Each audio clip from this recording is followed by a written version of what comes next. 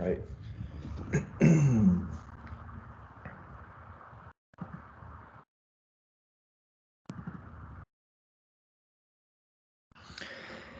All right, so today I'm just going to do a quick demonstration on how to deploy a Dockerized microservice. In this case, we're going to be using a Spring Boot application on AWS EC2 instance.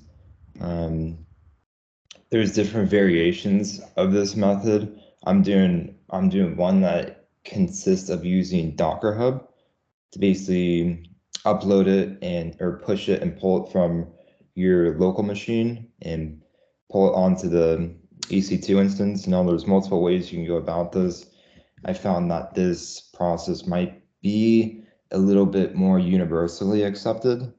Of course, that's going to depend on altering the images you have uploaded to Docker Hub by public or private. Of course, if there's sensitive data or anything, any IP related data, then of course you're going to have to make that private before you upload it. So we're just going to go through the steps really quick. So a couple prerequisites you're going to need to have before going through this process and multiple other processes related to this is you're going to need Docker Hub, Docker Desktop. We're going to go through set up a quick AWS account. It'll take like 5 seconds. You need Java and Docker installed on your local machine. Okay. Docker Desktop is a must when going through this process. We're going to have to create an image and upload it to Docker Hub via our local machine. So this is all necessary going through this process. So right now, instead of using a personal account, I'm going to be using the entity provided AWS account, right? So you sign in. First step, we're going to create an EC2 instance. So if you're new to using AWS in general, just go up to the top search bar, search for EC2, and then look for the instances. Should bring you the EC2 dashboard, right? And now this is all going to be paid for by NTT, so you don't have to worry about any monthly fees, which is nice. So let's go ahead and call this just an example EC2, right? So now we're going to be using the Amazon Linux system. There's different Linux distributions, which are going to it depends on whatever you go with. There's going to be different package managers. For this one, I think this is Ubuntu based. So, or no. It'll come back to me, but this is a specific distribution that will require Yum as the package manager, I believe. And that'll vary between which OS or which Linux distribution you use. So depending on which one you use, it's safe to use Amazon Linux. So most people are going to use this. So it's not really necessary to pick another one. But if you do, you can just look up the commands that I've listed in the tutorial. You can search for different substitutions depending on what OS or Linux distribution you decide to use. So we're going to go ahead, go through. If you can see on this side, instance type, we can just go with this one. This is part of the free tier. Again, there's a lot of options depending on what you need. Key pair is basically a password, right? So once we want to be able to SSH into this EC2 instance, we're gonna have to run a specific command to do so. Now, once running that command in your local machine, you have to currently be placed in the directory that has the downloaded key pair in there, right? I've already created one, but if you want to create a new one, it'll automatically download the key to your downloads folder, right? And then just make sure you have the downloads folder currently set as your current directory. So when you run the SSH command, it'll be able to quickly and easily find that key file and use that as a password. So we've created one here. All right, now the security group is a huge part of this, right? You're going to want to create one and go through the different steps. I think I got that right here. Yeah, so I've added a pretty good amount here just to show you an example. We're going to be going through 990 or 9004 as the port. So this is the first one's absolutely necessary. But both for the inbound, outbound rules kind of give you an idea of how to enable different ports and the access to each one. So if you don't do this, no matter what application you're running, you won't be able to access it on the port if the server doesn't allow it. So this is absolutely necessary. We've created one already, so let's just go ahead and use that. Now, the one I'm selecting is this one that I took a screenshot of. So it's mimicking this entirely, but obviously you wouldn't have this selected already. So you'd create a new one, right? And then afterwards you would just go look up in the search bar, look up security groups, or on the side, you can see security groups, right? And you'll just add however many ports you want, which ones work for your project. And then just make sure when you're, let me go back. Make sure when you create this example,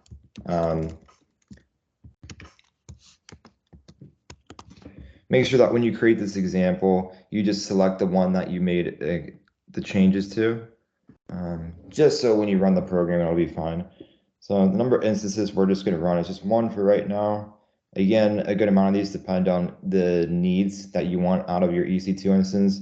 We're just doing a basic demonstration, so we don't need too much power behind it, but you're going to go ahead and launch it. Keep here. Here we go. All right, so we got that up and running. If you look, it should say it's pending and it'll take a minute. Let's see if we can find it.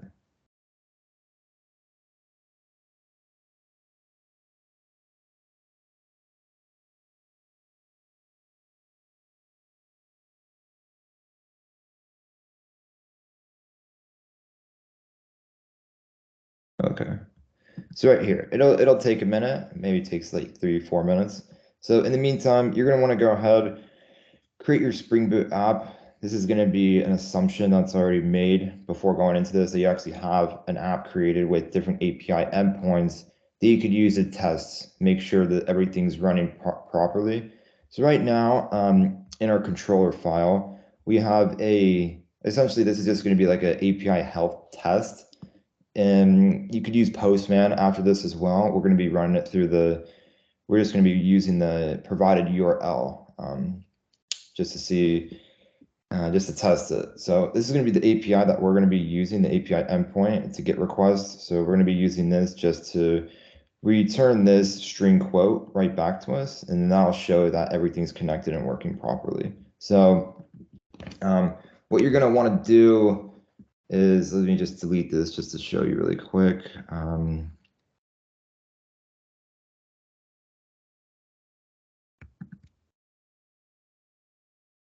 Oh, okay. So you're gonna have your project. This is Maven based instead of Gradle. A couple commands will be different if it was Gradle, but not too drastically different. So in order to access this will be the same with GCP and plenty other servers as well. You're gonna need a jar file to be able to run it specifically. So for this instance, we're going to be running a Maven clean install command. Now, this is going to generate a target folder, which inside will have the jar file that we will need to be able to manipulate and be able to use it to run. So we have that successfully. And inside of our Docker file, we're going to have a few commands. Again, this is a pretty basic Docker file.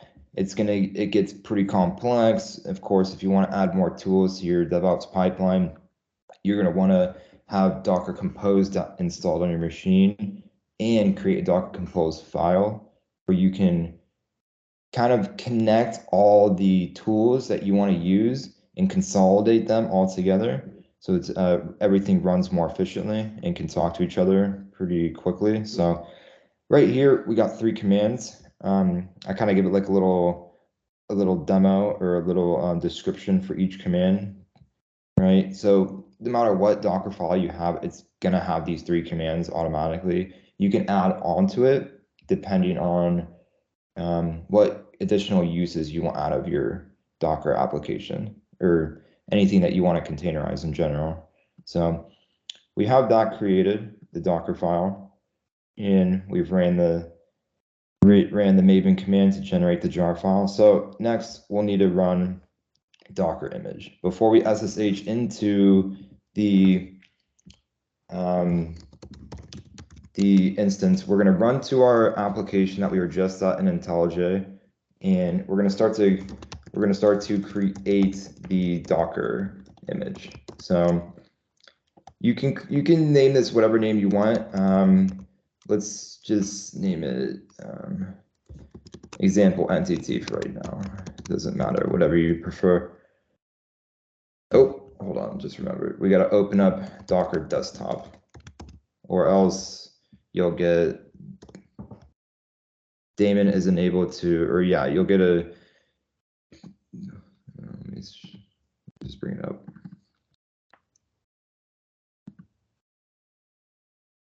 Okay, we got Docker desktop starting up. Oh yeah, lowercase. So if I started this without Docker desktop, it would show daemon isn't running. So,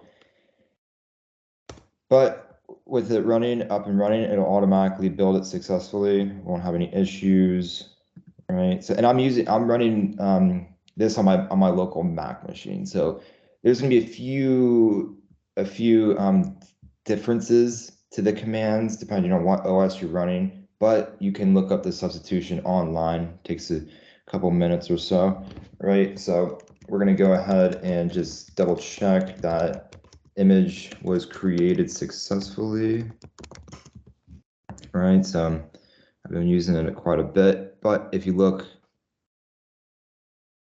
20 seconds ago, example entity was created. So good, very good. We're gonna go ahead and do the tag and push. This is essentially copy and paste, for lack of a better explanation. But so we're gonna go ahead, the example name that we just created, example entity. Now we're gonna need to keep this in mind as we're gonna be using this name quite a bit in the next few commands.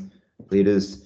Now we need to connect this to Docker Hub. It's essentially like if you've ever pushed and pulled from GitHub or Bitbucket, it's very similar to the same process. So example, all right, just double check everything looks good. Cool. So copied, let's do a Docker login really quick. Login succeeded. Cool. So there's times where I've been using this quite a bit this morning. So more likely than not, it'll ask you for your username and password. You don't need like a key or a different authentication method. You can actually put in your physical password that you use to log into Docker Hub.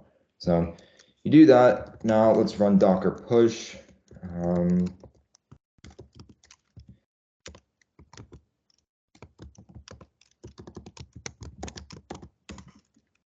All right, successfully it's pushing. In the meantime, let's just look at Docker Hub just to show you that we got it currently running, right? So, yep, example entity. So Docker desktop is currently running the image, right? We're running, all right, so that should have uploaded to Docker Hub. Let's sign in. Yep, cool. Example entity. So Docker desktop. Now that I have this set to public, just because we're using dummy data in this repository, there's nothing that's going to jeopardize anything with NTT. But of course, if you're Dockerizing a repository and creating a Docker image and uploading it to Docker Hub, you 100% need to make sure before you upload it to the internet that there's no sensitive data in it at all. There's no intellectual property or anything like that for that matter. We're just using this as an example to show whatever repository you do have, you can run through these same exact steps and it'll be the same exact process. no matter what data is contained in your repository. So we've got that, we pushed it, we checked it on Docker Hub, everything's running successfully. Now it's going to be time to actually SSH into. So we're going to go back to the downloads folder where our key pair is, right? Now, if you go back to your instance, yeah, you go back to your instance, it should be up and running. All right, so it's stated running, everything looks healthy. Once you click connect, there's plenty of ways to connect to it. Most appropriate way, in my opinion, is just going to the SSH client on your terminal or command prompt. So we're going to copy and paste that in here. It's going to look for this keypair.pem file, using it as the password. And we're currently in our downloads directory, so it'll be able to quickly find that. First time you run this, it's going to be doing that. So we're successfully in. As you can see, there's nothing downloaded in here yet. We've ran it. Now, good practice is to run yum or sudo. I put a little note in here, as you can tell. Basically, sudo is the update manager used to kind of install, or no, yum is. And then sudo is basically, it kind of mimics you using as the root user. So especially if we're not going to be root users, I believe, in EC2. Or no, I might have just messed that up. No, you can if you'd like to. But yeah, sudo is just basically, it kind of allows you to perform certain actions that a root user would be able to. Okay. So of course that's not absolutely necessary if you want to run as if you want to set your settings to root user. Yum is necessary. Yum is the update manager or package manager. Now it's going to vary between which Linux distribution you use. Of course, we're using a Red Hat based Linux system, which is the Amazon Linux default for the OS that we're running, which is most likely going to be what everybody else is going to be running. So we're going to run this just to make sure if there's any updates we can add to it so we don't hit any unnecessary blocks. After that, you're going to run these two commands to install and start Docker. All right, cool. And sudo yum install Docker. All right. And all these commands don't take too long to run, which is good. And Java will be automatically downloaded on this as well, which is nice. All right. Sudo service Docker starts. All right, perfect. So we got everything downloaded we need to. Now is when we need to build the container and run the application first.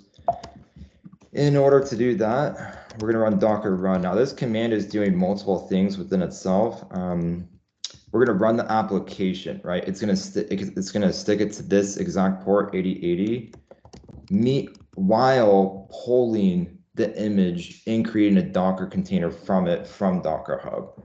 This command is doing quite a bit. Extremely important. So we're going to run this. Everything's going to be running successfully. And then we're going to run a Docker PS, which is going to show which containers are currently running. You could do a Docker container PS as well. Both commands work just as fine.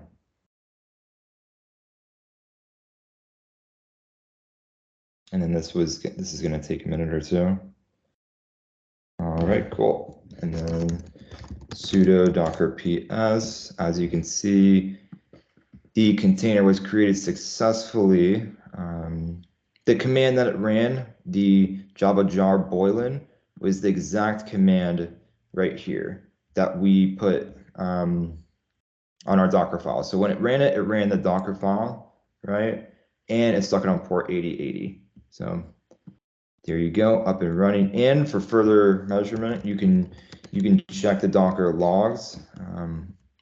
Let's take the container ID. All right. So now this is going to output as if you would run this in your IDE of choice.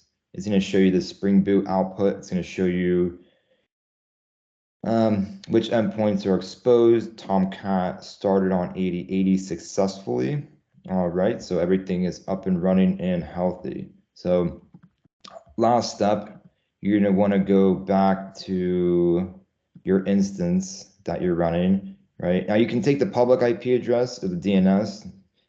Either one is fine. So we're going to put whatever port we have in the health checkpoint API. So usually without it Dockerized, you're going to run the Java jar command and it'll bring up the same thing. Dockerizing the app, just by running that Docker command, it read the Docker file and was able to run that Java jar file that I was just explaining. So as you can see, it connected successfully. Please supply the details to get your quote today.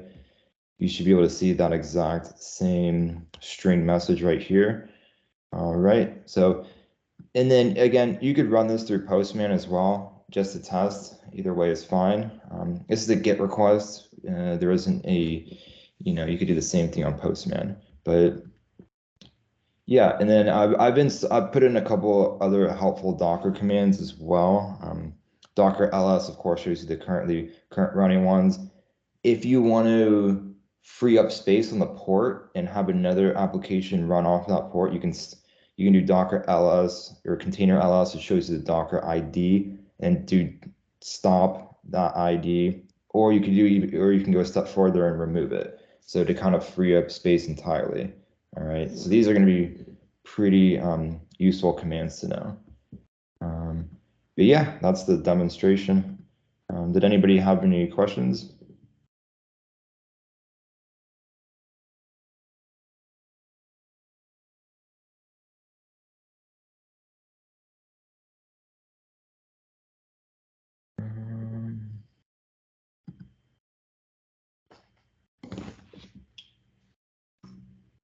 Oh, hold on a second.